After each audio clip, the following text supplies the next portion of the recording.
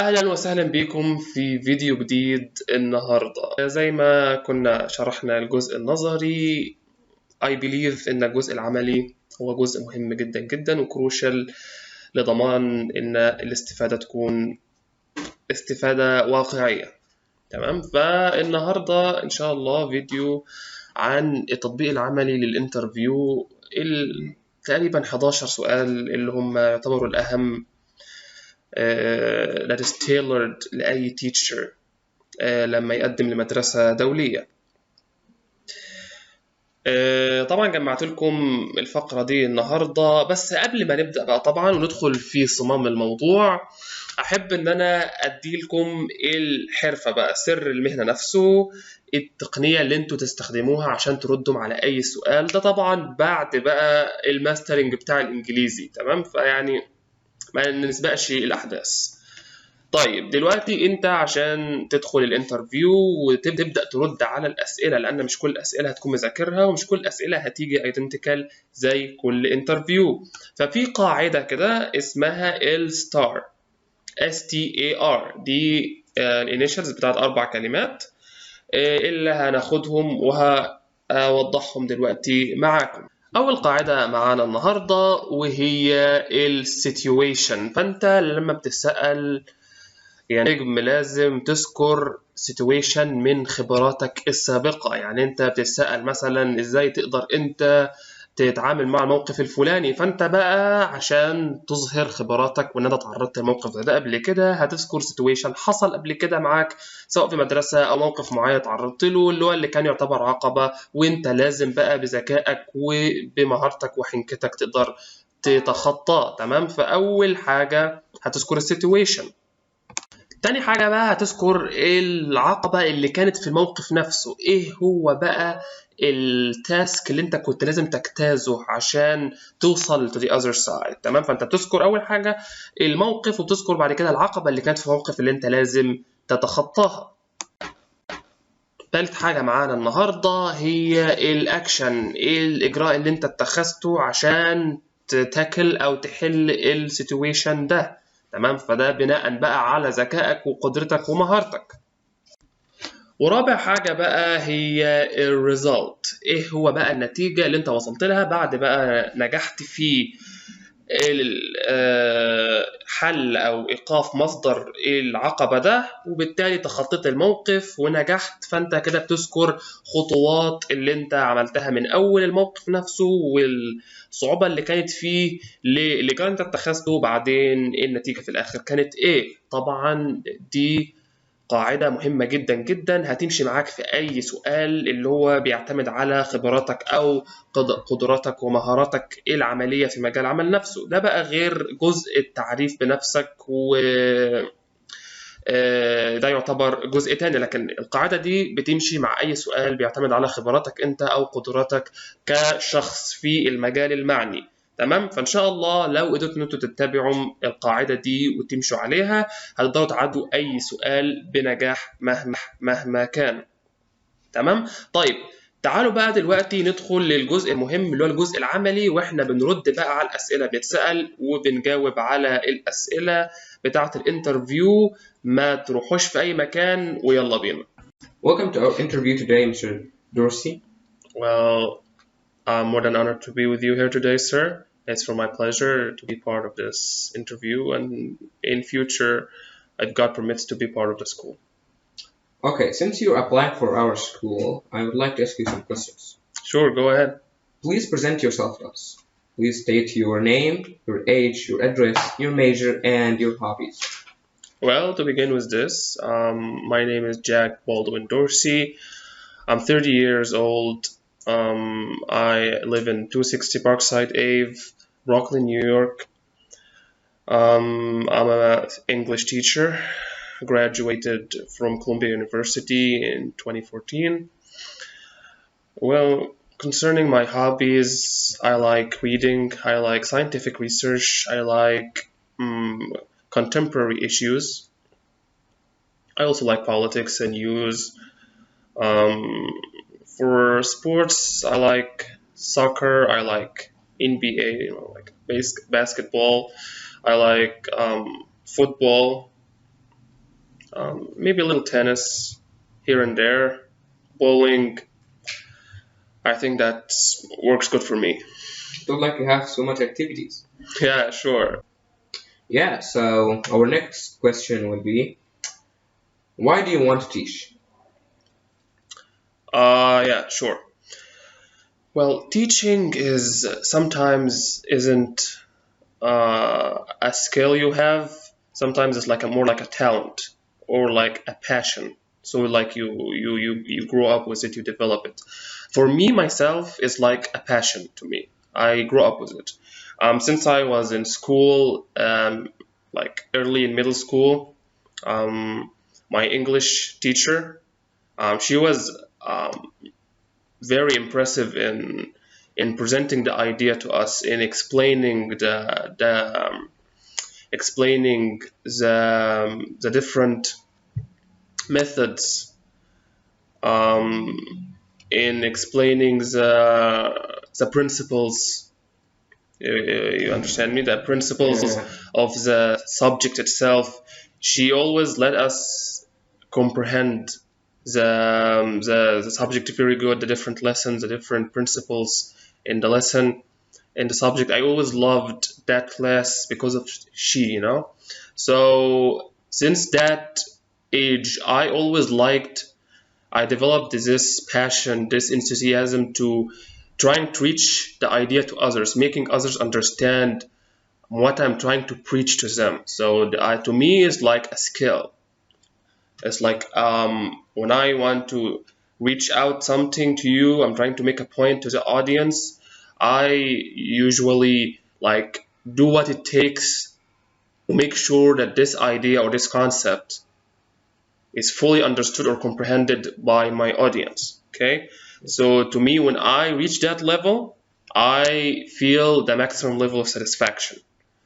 So to me, teaching is more like a passion of carrying the message on and on to the next generation. I'm carrying a message that I had, the knowledge or the information I had, to the next generation, or those who I am presenting the idea to. I'm making sure they grasp it very well and move it on to the next generation. To me, that's a message of life. That's impressive. Sure. Well, Mr. Dorsey, since you're applying for our school, of course you made a lot of researches about it. So, what makes you a good fit for this school? Okay. Depending on my research or my knowledge that I have done over the last few weeks, I have done in-depth research and a lot of asking concerning your school, your district, from parents, instructors who have usually worked here, from students themselves. And I am very inspired by this moving forward, vast, improving school. I like a lot your teaching methods, your courses that you offer. I like the opportunities, the different programs that you offer for students at different levels. I'm very interested in the English class. Their scores have been tremendous, I think. The last I checked, for the last semester, their scores were awesome. So I got the impression that students basically are very intelligent and their scores are awesome. Adding to that, I would feel that my strategies and my experiences added to all of this package of wonderful abilities and minds.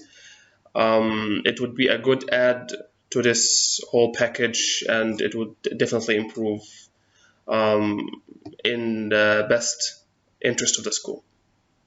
Well, that's good. Well, Mr. Dorsey, you seem so convincing. So, I have another question for you. In your whole experience and, in teaching in schools, you have, of course, a lot of experience about, students and, different aspects of teaching. So, what characteristics do students want their teachers to possess? Well, I believe that the most characteristics that any student would want their teacher to possess is to be dedicated and approachable. I believe that students could tell whether you possess these characteristics or not. It can be detected. So therefore, I always keep an open door policy where I would be approachable in every aspect possible at all times.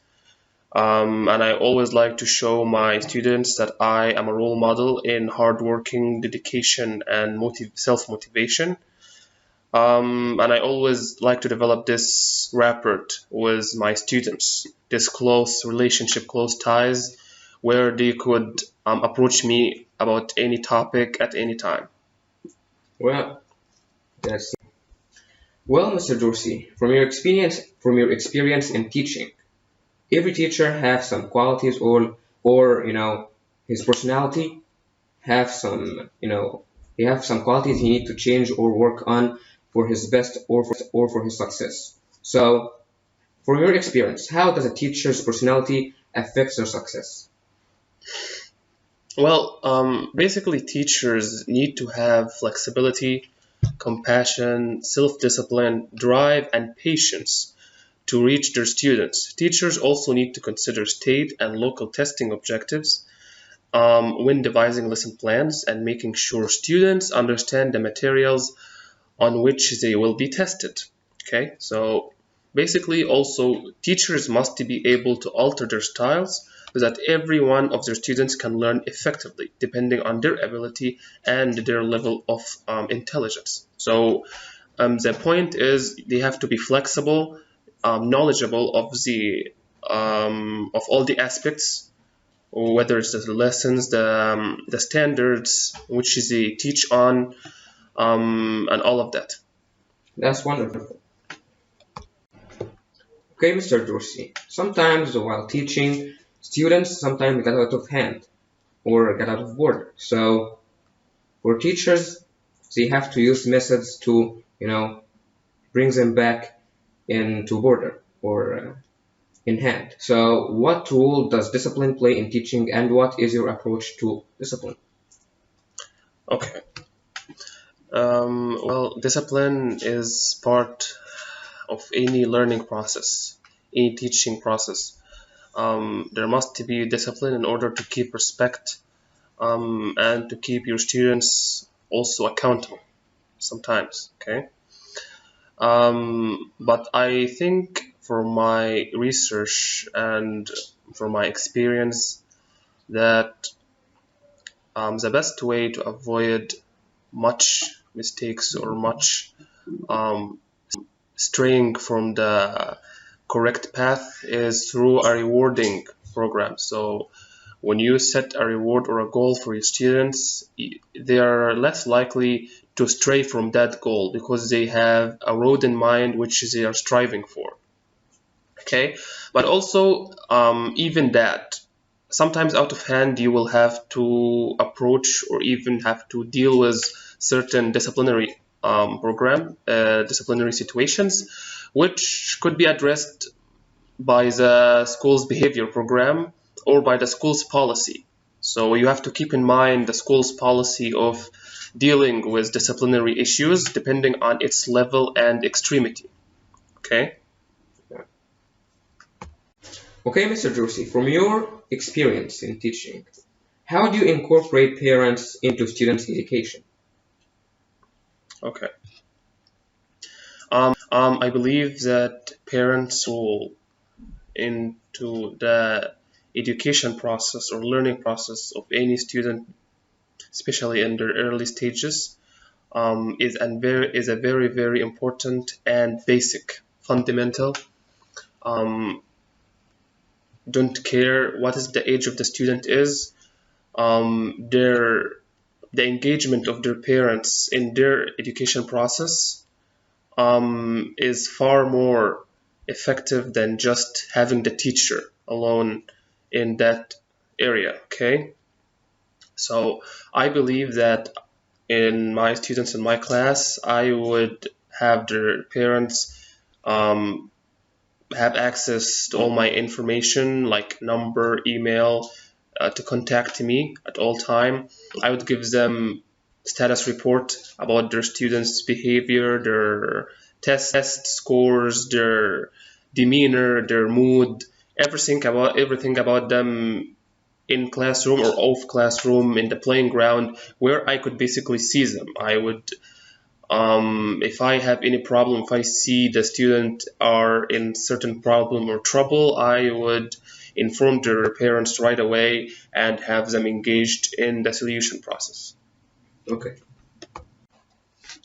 Of course, Mr. Dorsey, before teaching a lesson, you have to prepare this lesson before it. So, have your lesson plans been affected by Common Core standards or standards at the local and state levels? Of course, having knowledge of the Common Core standards or whatever standards that is put forth by your education department, I basically would use those standards, build my lessons, structure the lessons around those principles, because the ideas in those standards are what's going to be tested in the standardized tests, okay, which is very important. But I, as a teacher, don't really just feel satisfied with those standards or just create my lessons with these principles. Okay, now I would structure my lessons around these principles or concepts for the students to understand what's going to come in the exam or prepare for it. But I would also add ideas, add more methods, add more concepts that would basically formulate a general, more comprehensive idea for my students. Okay, so it's not the point is just preparing for the exam. It is I'm building a mindset. I am gathering an amount of information consisting of maybe quizzes, quick questions, tips, flashcards. This is what I do to create a lesson. I would put my lesson through these standards, sure, but I would also add some more information that I believe is very healthy to put forth also in the learning process. That's very intelligent. Okay, Mr. Dorsey, let's jump into this question. Yeah. Of course, within your classroom, you have the technology part. So, what do you believe is a place for technology in the classroom? I believe that technology should be a critical part of the classroom more than ever nowadays, since technology and computer science is like the science of the future, basically. So I know that technology could be distracting in certain ways for certain aged students, but I have, as a teacher, have to know how to put these into perspective, okay? While also I'm giving them access. I'm building for them a comfort zone in using technology, as this will go on with them to their workplace or in the future when they graduate and work.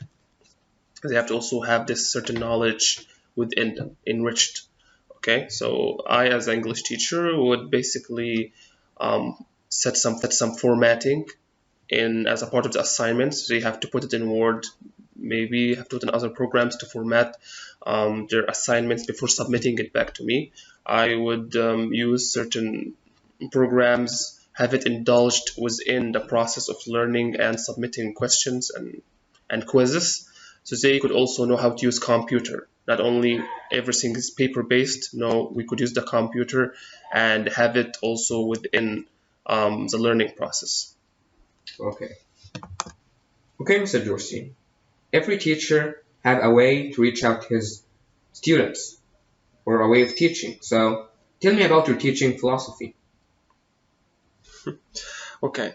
Well, basically, from my experience, I believe, or from feedbacks that I heard from my students, my past co-workers, my observers in general, is that I like to connect ideas. I like to build up.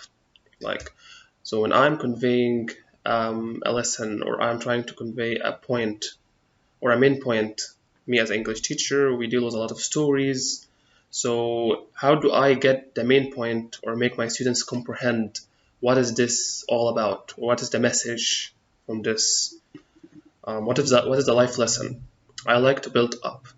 I like to break down for them the question, the different events that happened in the story, beginning from the introduction, the body, all the way to the conclusion.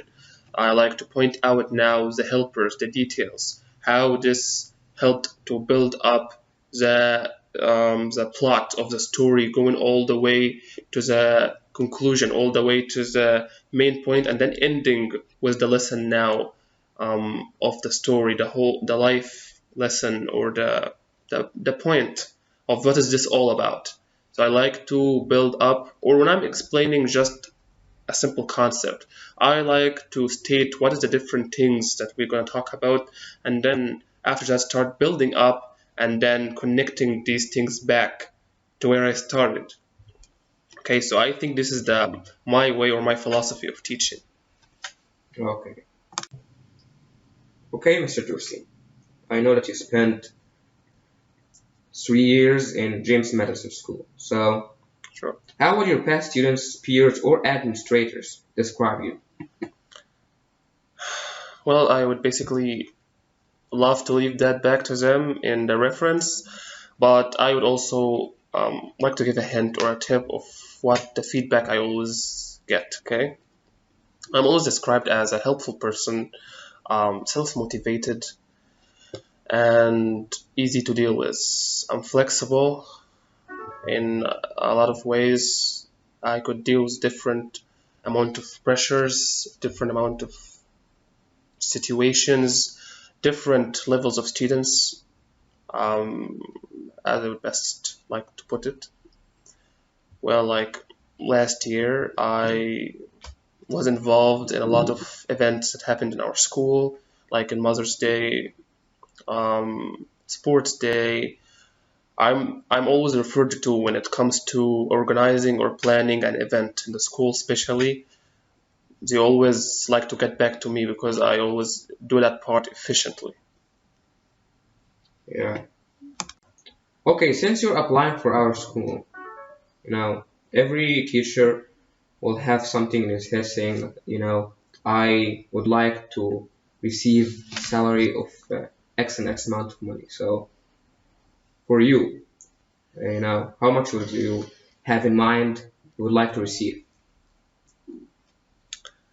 Well, that's not my number one concern at all.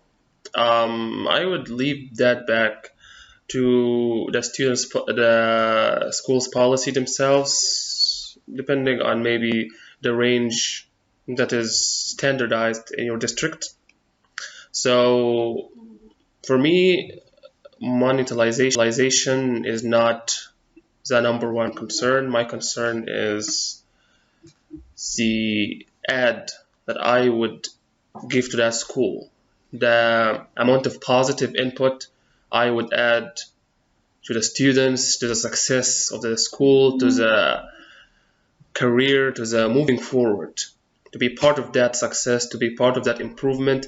That's what I have in mind. But money and all of that stuff, that will come naturally, depending on the standards, the districts, what you all put forth.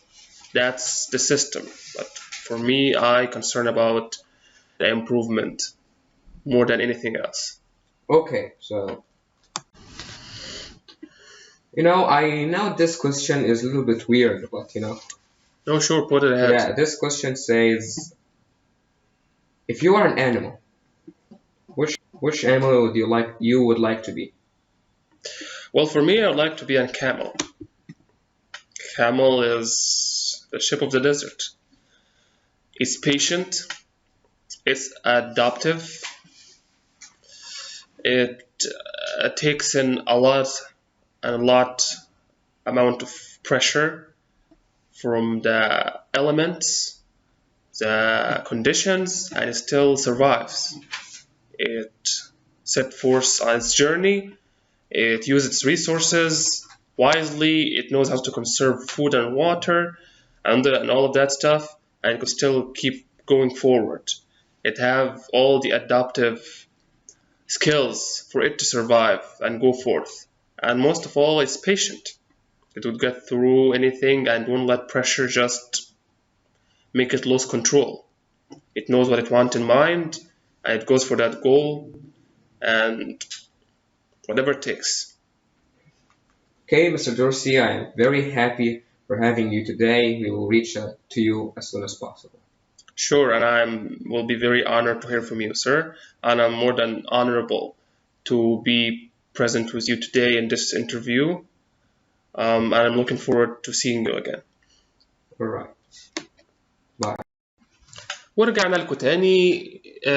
أتمنى ما تكونش الفقرة اللي فاتت دي طويلة عليكم، بس هي كانت مفيدة جدا، ولازم تبدأوا الفيديو وتكملوا معاه من البيجينينج تو ذا اند، عشان هو كله أسئلة وكله إجابات.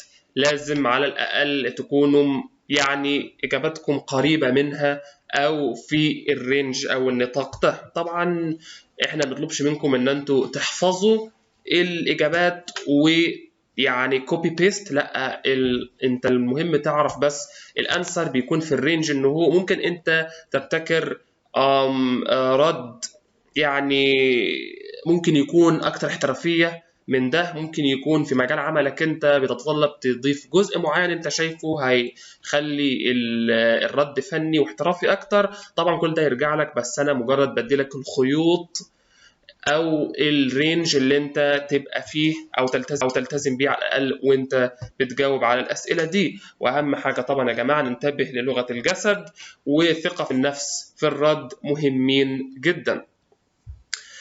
طيب انا اتمنى ان انتم تكونوا استمتعتم بالفيديو ده النهارده ان شاء الله، وباذن الله هيكون فيديوهات مشابهه لدي على قناتي على اليوتيوب، بس ادعوا لي ان شاء الله نبدا في تشغيلها ونفضى بس الفترة الجاية ديت، وإن شاء الله أستنى الدعم منكم فيها، وإلى اللقاء.